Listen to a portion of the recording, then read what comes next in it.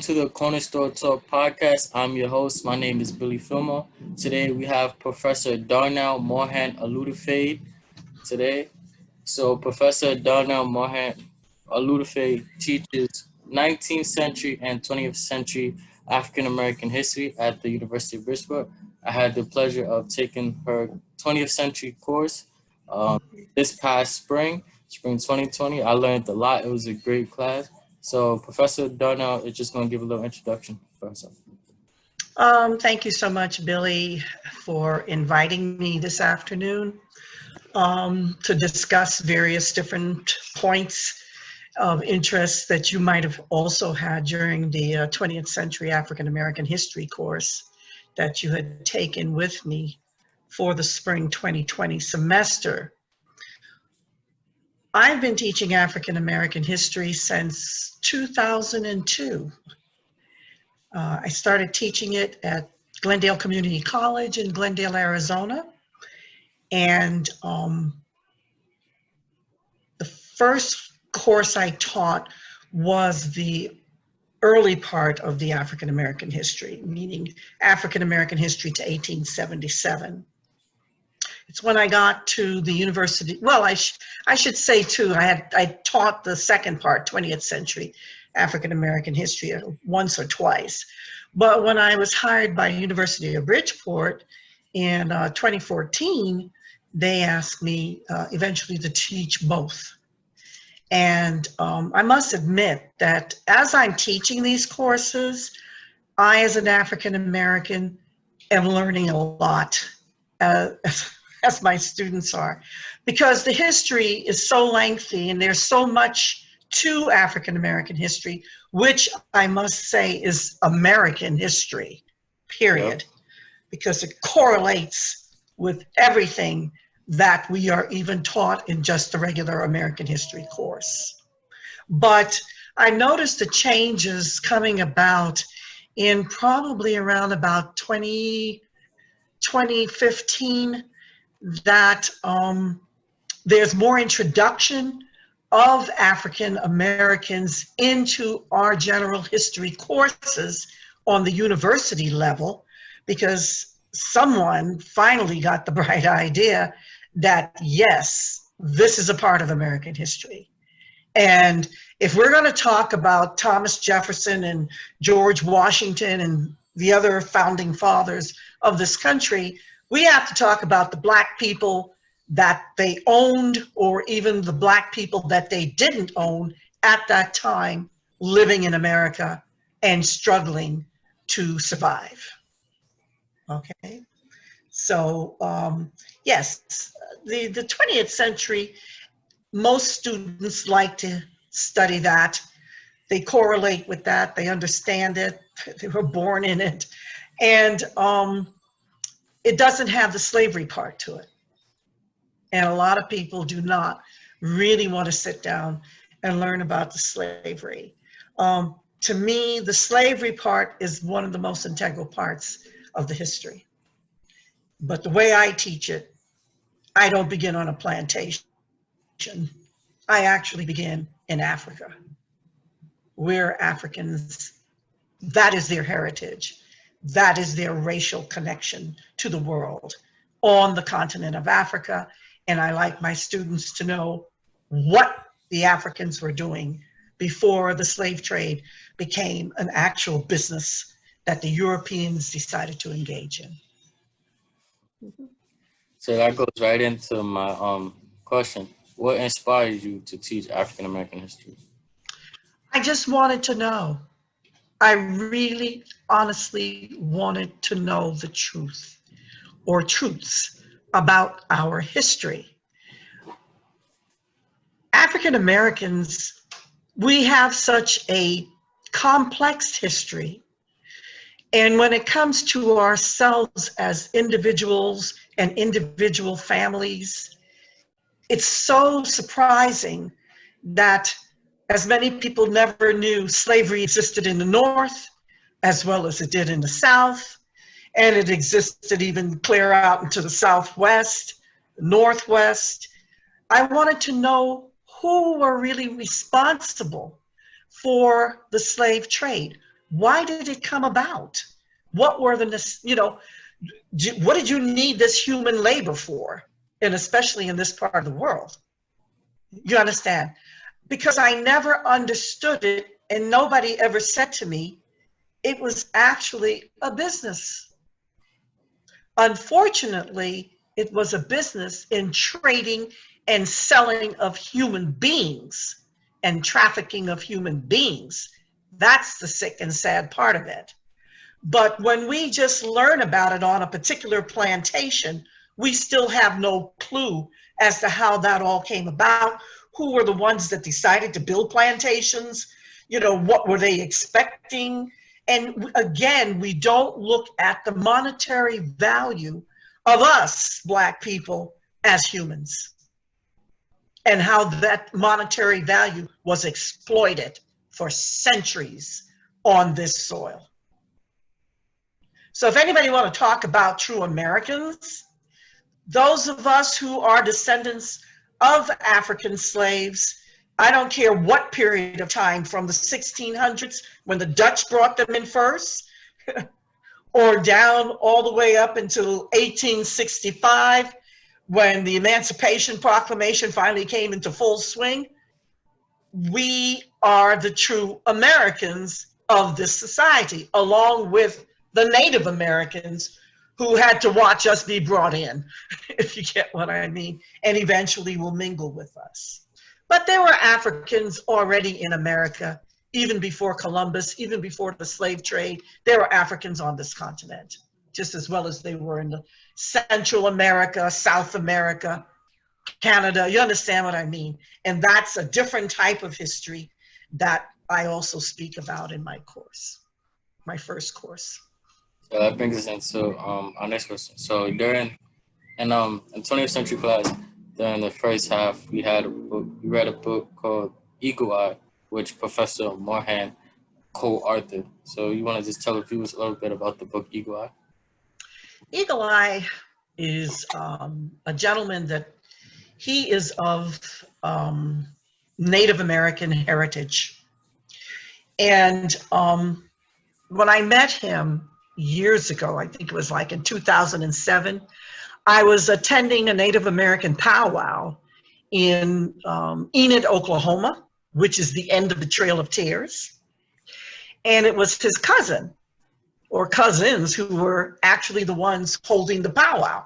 And a Native American powwow is a celebration and whatnot of the spiritual ancestors and whatnot. And I was just sort of like enthralled, and he introduced himself, but I noticed he was dressed as a Native American, and I couldn't figure that out. And we started talking, and he looked at me and he smiled and he said, "I bet you haven't seen too many Native Americans look Black like me." And I'm like, "You got a point." But I've noticed that there are several others here today. And he says, "Yeah, and we're all family." And I said, "Fine." And he said, "Would you like me to introduce you to more? Because, Native Americans on the East Coast look Black." I said, "Okay." And he says he's originally from Atlanta, Georgia. And as we began to talk throughout the years of actually knowing each other as friends, one day I just said to him, "You know something, I'm going to write a book on you." And he looked at me and he laughed and he said, "Really?" He said, "You're going to have to go into my heritage and this, that, and the other." I'm like, "Sure." And when we started the research on his father's family, he was stunned, I was stunned. And the book shows you this interconnection and this interweaving of white Americans first, of his family, his father's family, who were living amongst the Cherokee, which in Georgia, in Calhoun, Georgia. And we went down there to start to look for some stuff because two of his cousins had already given him paperwork, but they couldn't figure out how these white people fitted in. You get what I mean? And if they were connected with Native Americans. And so as we continued on the family history, the ancestry, it began to click. And it took me 6 years, took us 6 years to get that information that's in the book together, the photos, me going down to Georgia like 3 or 4 times, interviewing family members who are elders, if you understand what I mean, because the young people, they don't know. And that's when we begin to roll with the book. And so it's a fascinating history of not just him and his family, but of American history. And I hope you understood that when you saw it, Billy, when you read it. Mm-hmm.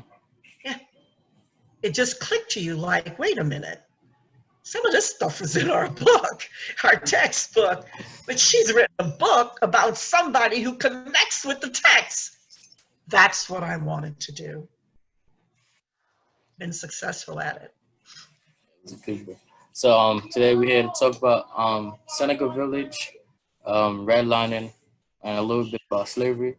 So Sure. first question, can you talk to us about Seneca Village? From what I know, and what some people may know or don't know, was that Seneca Village was a mostly African American owned, like land owned, in Manhattan.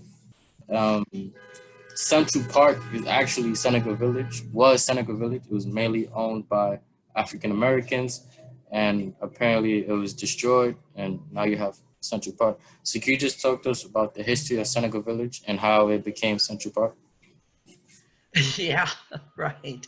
Oh, yes. And before we go that way, my book, Eagle Eye, that book is in the Library of Congress. So I thought I'd let you know. It's stated in the book, and I didn't even realize that until someone pointed it out to me. Uh, Yeah, an entire Manhattan village, which is Seneca Village, the land was owned by Black people, meaning free Blacks at the time. And this is going to be around 1853. Okay, so this is before the Emancipation Proclamation is even written or kicked in, but these are free Black people who have gotten their monies together and have decided, okay, let's put forward a chance and see whether or not we can purchase some property. And at the time that they purchased the property, Central Park was not built. Okay, so let's get that straight. There was no park there at all, okay?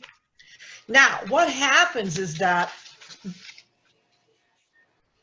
first of all, they built the village because they needed stability coming. Some of them are runaway slaves, some of them are manumitted slaves, meaning slaves who have been legally freed by their former white masters. And that was the biggest problem with slaves. When they are free, where do you sleep? How do you live? Where do you get food? They had to find a way of stabilizing their personal lives and the lives of other Blacks who are going to come into their community. So Seneca Village began in 1825, spanned from 82nd Street to 89th Street, along what is now the western edge of Central Park. And by the time it was finally bulldozed, or we would say demolished, was 1857. So they had a good run. You understand what I mean? In it becoming that. It became a refuge for the African Americans. And how can I say it? The population of African Americans in New York City tripled between abolition of 1865 and the complete abolition, of course, right after that. Migrants were derided in the press. In other words, Black people were coming into New York and the press was not welcoming them at all. But those who had started Seneca Village became landowners. Land ownership was the most important thing to a Black man at that particular time, for the simple reason it gives him a leeway into wealth, meaning that eventually, maybe by the time of their children, they're going to leave that property to the kids, and then the grandkids will have it, if you see what I'm saying here. Because once you own land, your land is forever, land is permanent. It can't be shifted. land is a stable factor for collateral.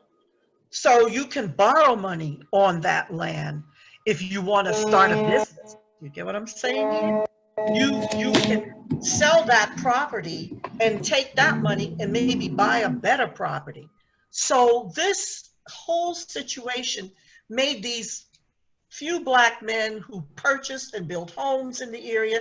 They built a church. The AME Zion Church was built by them. It was through donations from the African Society. The whole situation was just, it gave these African men also a chance to vote, because once they were landowners and they were paying taxes on the land every year, they could vote. All right. Now this, again, we have to remember 1823, 1857, the majority of black people who are enslaved in New York City or New York State have not become free. This is an anomaly. This whole situation is very, very different. Some of them built some really nice houses, large houses. So there again, the property value goes up. Okay. And they're sitting on prime land to a certain extent. Anybody who could vote, black or white, had to have property of some type valued more than $250. And of course, if you're building a 2-story house, that's valued more than $250 even at that time. You get what I'm saying? And so they strive, they build up their homes, they go into business within that area. They you know, you understand what I mean? They go to another little area to do farming, to sell produce and stuff like that to their own people, because even though they're in New York City, they are not necessarily welcomed, and they are not allowed to go into other specific areas of New York City where whites are living. Okay. You're asking, Billy, what happened? Why did all of a sudden these folks are not having anything more than what they have? And how could I say it? Things change within 30 years or 20 years. The ordinances, the laws, the legislature starts to change. White people are becoming a little bit upset that they got black people too close to them. You understand what I'm saying? So they have to figure out a way of, as Seneca Village is building up, how can we get an excuse to remove these black people and their property? But we need the excuse in such a way that it benefits white people, and then we are going to make it so that when we remove the property of the blacks, they will never have the opportunity to build again. And so there was a gentleman who was hired by the city council, Frederick Law Olmsted. He is going to be the designer, along with another friend of his, Calvert Vaugh. And they're approached at 1853 by the New York legislature to design a park in the city, in the center of Manhattan. And they are going to have like 750 acres of land to be the site of the park. So unfortunately, of course, Seneca Village is part of that 750 acres. This is the excuse. So it takes them a while to get this design up and whatnot, but they still have a plan that they're going to get rid of these people sooner than one would ever think. And that's what they do. They step in and they bring in the folks to demolish the situation. And so by 1857, Seneca Village is torn down under the excuse that the park is needing to be built. it doesn't turn out to be really an excuse because that park is actually built, but the park is built in stages, of course. And perhaps they could have, reckoned with the people. Only one particular tenant in Seneca Village, or one owner, Black owner in Seneca Village, was compensated for his property and his house and stuff. The others were never compensated. They were not given any money. Now, I know a lot of people would say, how could that be? I mean, these people had purchased their property and had their titles to their property, okay? They weren't owing any mortgages or anything like that. How could that be? There is something in this country that deals with property called eminent domain. And those of us who are, because I also work in the field of real estate, that is one thing we learn about very, very quickly. Eminent domain is when the government, be it federal or state, decides to take over your property without necessarily you sanctioning it or consenting to it. Do you understand? And they always come in with a big time project and reason or reasons to do this. Literally speaking, they're supposed to compensate, more or less buy out your property from you to make sure that you don't end up just homeless and that you can go somewhere else and get land. Well, being the fact that these were Black people in Seneca Village, they didn't even think of that, and they weren't going to do it anyway. Oh. Oh. So brings us into our next question. Can you talk to us about redlining and how it has affected the African American community, especially in New York City? Redlining, again, is a real estate factor. Those of us who have licenses in real estate, we know what it means. It dates back into the 1930s in this country. Government surveyors, what they started to do, because surveyors always are the ones who parcel out the land and stuff. They decided to grade neighborhoods in 239 major cities, color coding them, okay? Color coding them. And hold on just a minute, Billy. Hello? I'm coding green for the best areas, blue for areas that might be still desirable, yellow for definitely declining areas, and red for hazardous areas.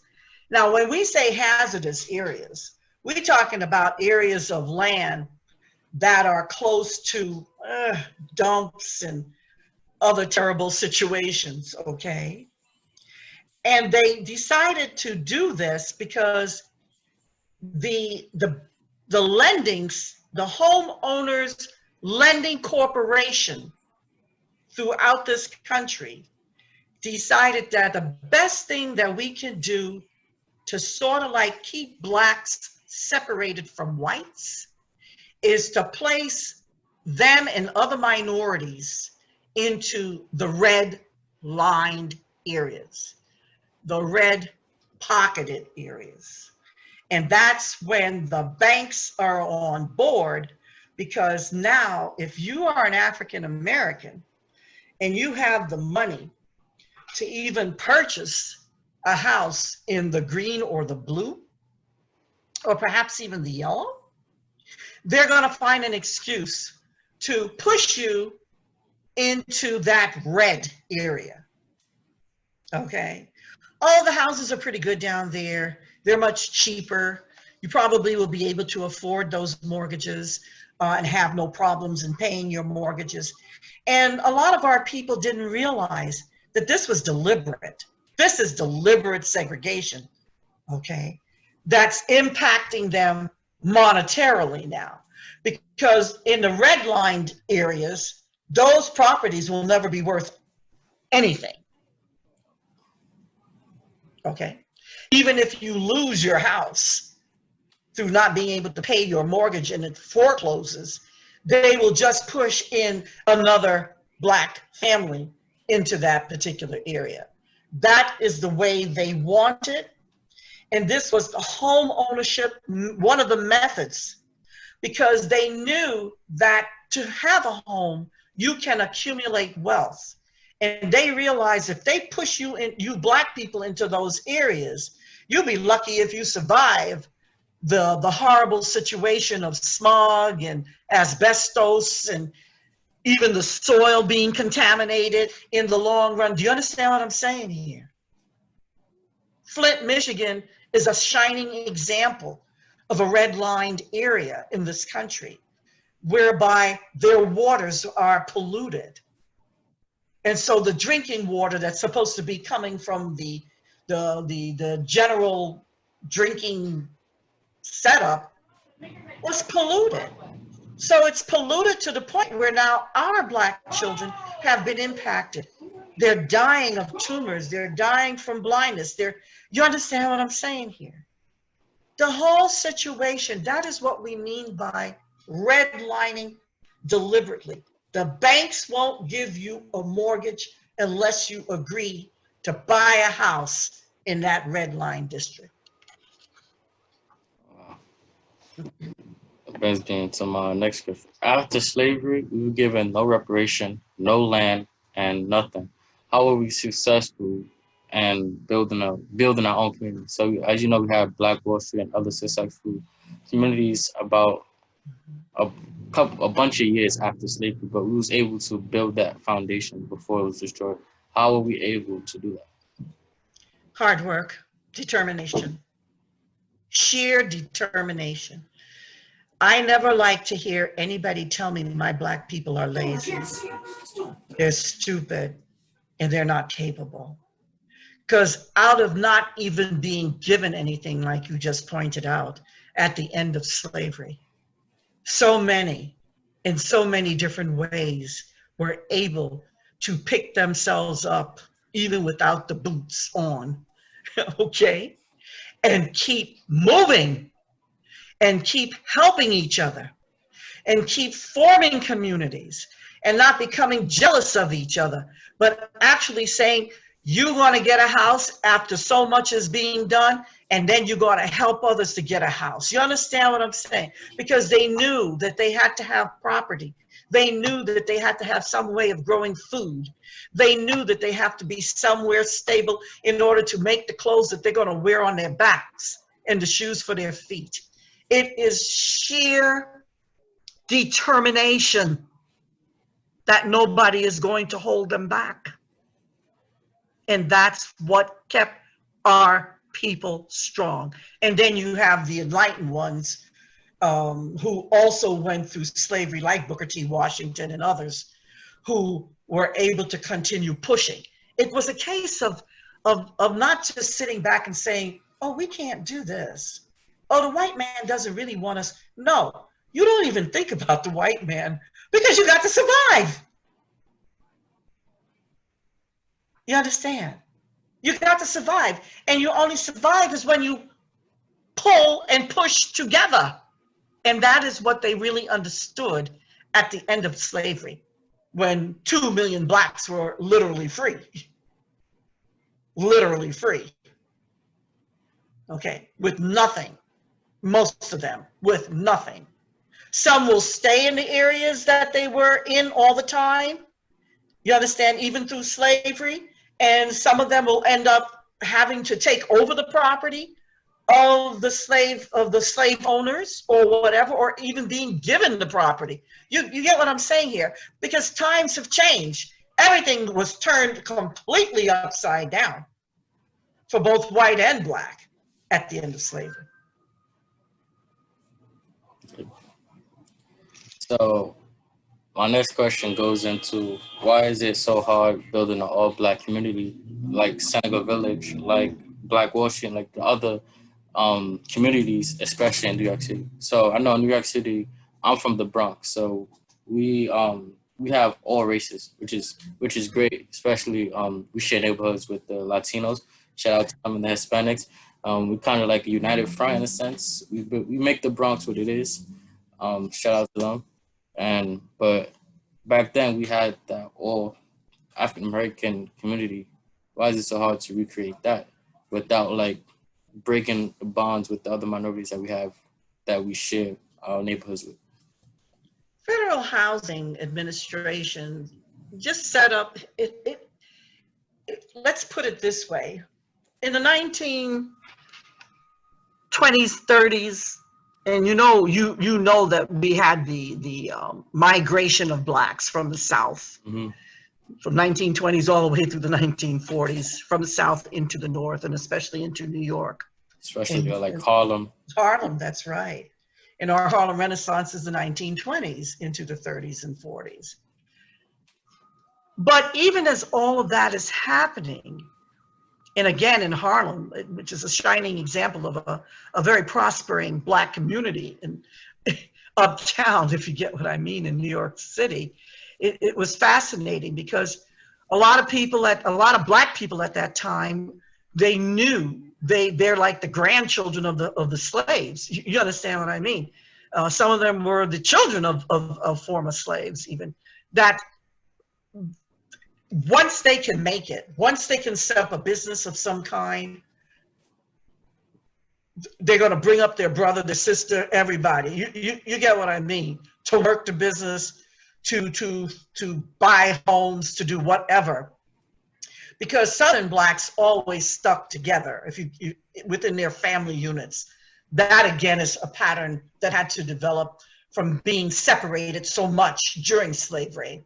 So to the Blacks, now by the 1900s, they're saying we don't have to go through that anymore. Nobody's going to separate us anymore. Okay? We're going to stick together. But Federal Housing Administration is going to institutionalize a system of discriminatory lending and other practices that will erode our chances of developing whole communities. And you know what happened with Black Wall Street in the summer, August of 1921. I mean, that was a community that was really, in essence, a Wall Street factor. These were very rich Black men. Wealthy. Very wealthy, because their land was sitting on oil. Okay. And so they developed Black Wall Street simply because of the fact they couldn't go into the white areas to buy anything. So they said, what the heck? We have the money, we bring this stuff in and build it ourselves. And that's exactly what they did. And they built their schools, their hospitals, their churches, everything. Started to educate their children very highly. You understand what I mean? 4 of those Black men had their own airplanes. White people got jealous in Tulsa, Oklahoma by 1921. How could these Blacks have all of this? We never knew that the Black man could develop like this. So how many other Black Wall Streets will we have in this country? Get it?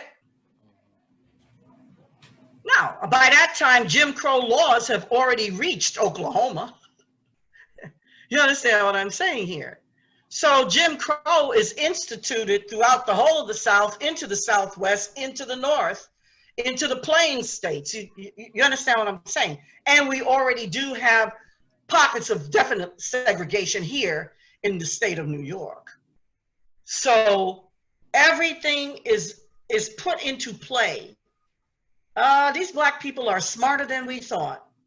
Yep, you give them an opportunity to really concentrate on development and whatnot, and we need to find a way of halting them in steps.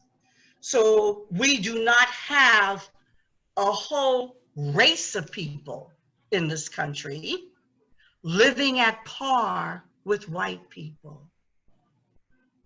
So we will discriminate them in higher education, so they won't be able to have the professions that they need to have to make the money.